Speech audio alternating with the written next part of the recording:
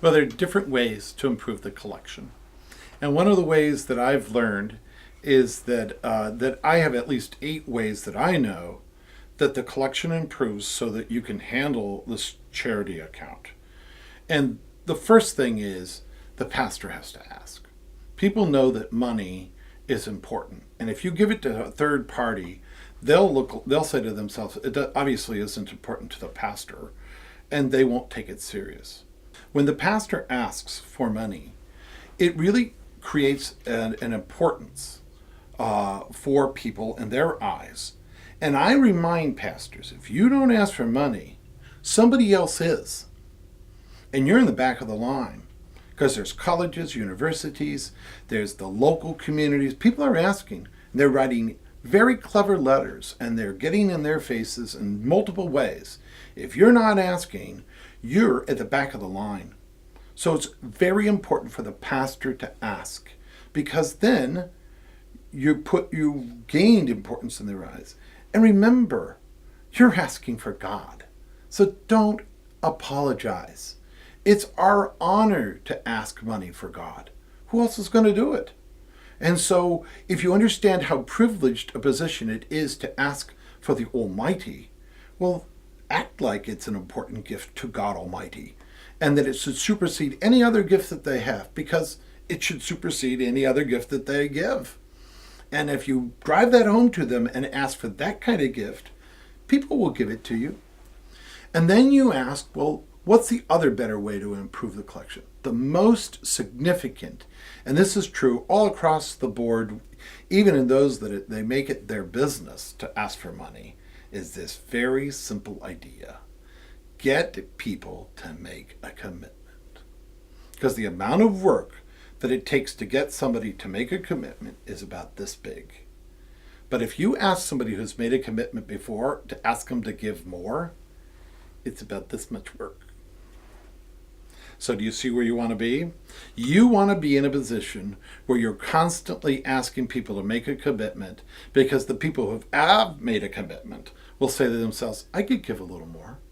And that's all it takes. And they'll give a little more. They'll give a little more. You put another challenge before them, they're already committed. So now they're investing themselves.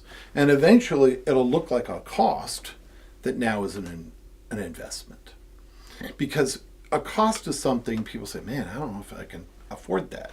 You cannot afford not to invest. If you invest, it then is right there in front of you, and it's growing, and you're part of it. That's why it's important to ask people to make a commitment. And then one of the ideas that we have for how to make giving effective is to teach stewardship, to teach tithing the tithe, or teaching people how to embrace the tithe in their Eucharistic giving. And so it's a way of time, talent, and treasure, giving the first and their best back to God in thanksgiving for what God has done. And when you do that, there are many different components. And what I have found, there are at least 5 audiences that exist when you go to a parish and you ask them to make a treasure gift. When you ask people to make a gift of their treasure back to God and for what God has done, I believe there are 5 audiences. And what I've learned to do is to invite each audience to listen in as I talk to each audience in the congregation. It looks something like this. Welcome, my first audience. You are those who are going to give nothing today. You were going to give nothing before, and you'll probably give nothing in the future, and I'm praying for you. You see, you are wasting your life. If you are living a life that you are not giving, you are not living up to the potential for why God made you. And I have found that people have an excuse. They're usually angry at God, angry at their mother and father, angry at me. Doesn't matter. And they think that they're using their anger like a weapon, that somehow they're going to get even. No, anger is like taking poison and expecting the other person to die. It doesn't kill them, it kills you. You're killing yourself. I'm praying for you, my first audience. My second audience. Welcome, my second audience. You are those who will make a commitment for the first time. Now, you might have been in audience one, but I doubt it. You're probably somebody who comes in and puts $10 in every now and then. I would ask you just to make a commitment to what you think you're giving now. Just that's all it is. Give what you can do. But see, you never held yourself accountable before. It didn't matter if you didn't give. Now it matters. Because now you're going to agree to God that you're going to give this gift to God each week. Can you make that kind of commitment so that God will hold you accountable? And I would remind my fellow parishioners here that there is going to be a day when you are held accountable. You're going to be glad that you held to a very low standard right now, at least what it is that you're giving. If you have practiced doing that, it'll prepare you for the day when you're going to be held accountable for everything. Welcome, my third audience. My third audience are those who are going to make some attempt at tithing this year. Now, you might have been in audience one and maybe audience two in the past. And if you were in that second audience, you found out the world didn't end. In fact, your life actually got better. Now you're scared. You think, oh my God, how do I do this? I mean, do I have to jump all in? No. Give a quarter tithe. Give a half tithe. Give your first hour of work per week back to God in thanksgiving for what God has done. Even if you have a salary, everybody has figured out what they get paid. Give that dollar amount back to God and stick to it. And then you can grow and be invited by God to go deeper. My fourth audience, congratulations. You will change your life forever because you're going to tithe for the first time. Now, when you tithe for the first time, you will look at all your blessings differently. In fact, you'll look at your adversity differently because you'll realize both of them can be seen as a gift that comes from God. And there's an opportunity now to give a gift back to God in return. And when we give that gift back to God, it's not an end. You'll find out a new beginning has happened. You're now in a landscape where now God is asking you to be a steward in a way you never thought you could be. So welcome, my fellow tithers. And I would like to offer at this moment that I cannot ask people to do something that they themselves are not, that I myself am not going to do. So one of the things I learned as a priest is that I had to tithe. What? You mean a priest? I thought by making all the promises, he's exempt. No, he's not. You're not exempt. I mean, let me give you my example. I had made a vow of poverty. I was a monk. And I was a priest. And I was with a man that was a former abbot. And he told me that I was going to be taught how to preach tithing. But he made sure.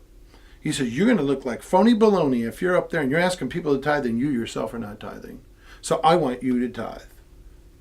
Me? I just made a vow of poverty. I'm sending my entire paycheck home. He says, yeah, but you're going to get gift money. You'll have the mass offering. You have money. Of all of that, take 10%. It'll be good for you. And give it as a tithe to God. Well, what did I do? I was a young monk. I did what he told me to do. I did it. So I started by tithing. I was giving nothing, and I started tithing. And it hurt at first, but I must tell you, my life has changed forever. I have never lived better, and I now trust God in a way I never knew how to trust God.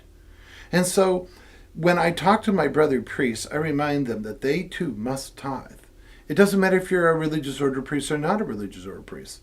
Everyone who gets in that pulpit, deacons included, you can't have the authenticity to ask other people to tithe if you yourself are not tithing.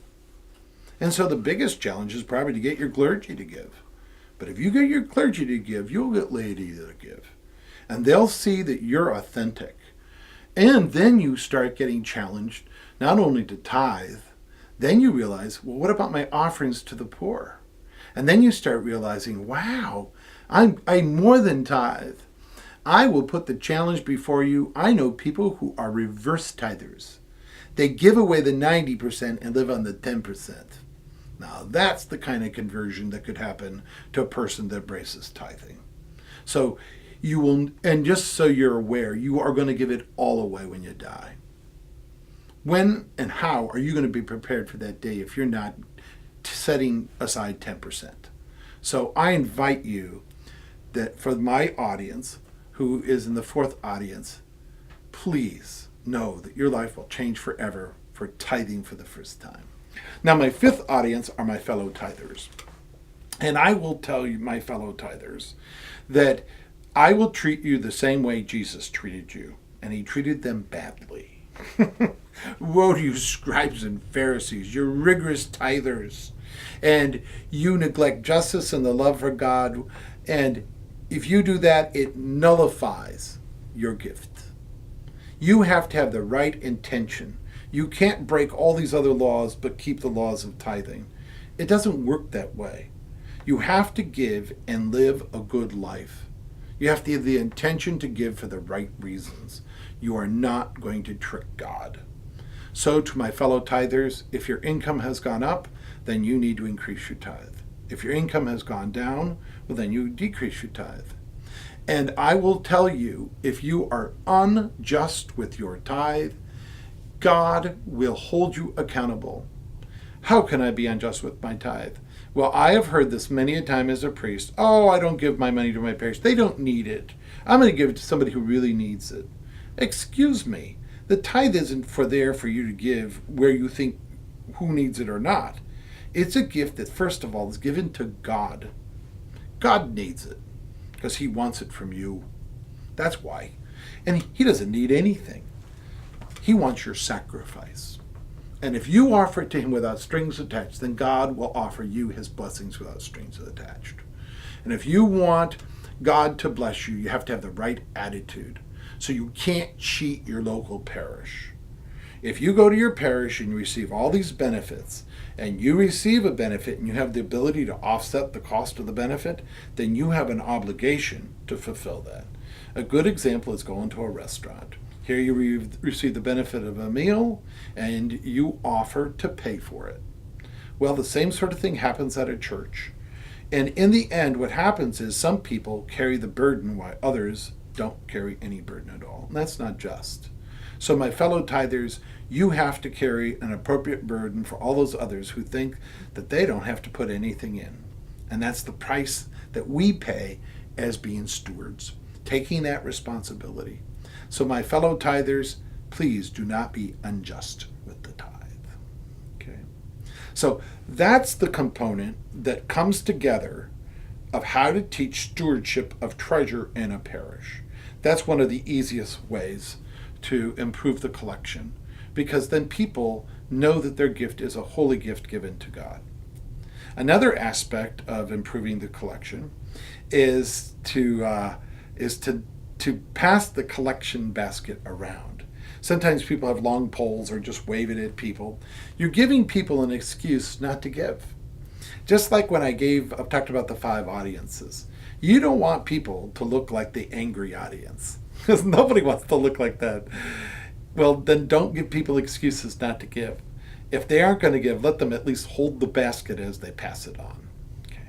Now, there is an interesting phenomenon that has happened in our modern world. We have the ability to give electronically and to give each month out of your checking account. Wonderful idea, because it makes it easy for people to give, but I suggest that they have something to put in the collection basket so other people don't rashly judge them that they're not giving.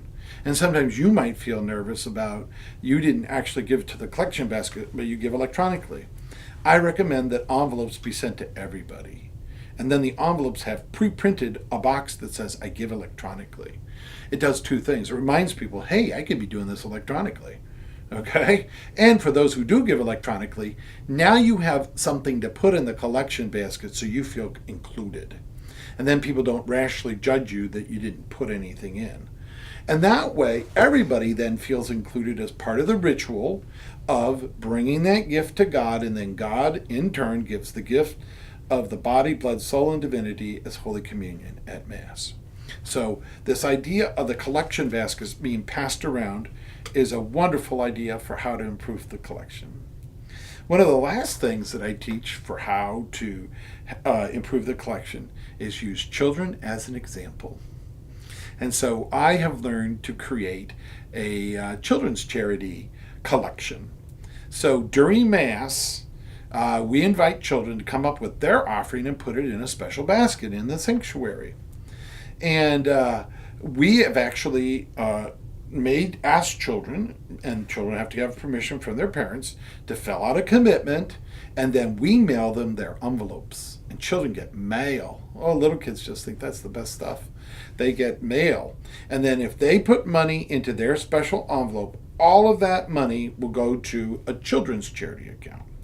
Now, often what happens in a family is big brother has his special envelopes, but little sister and little brother want to do something too. So mom and dad each gives them $1. And all of them walk off and put things in the collection bag.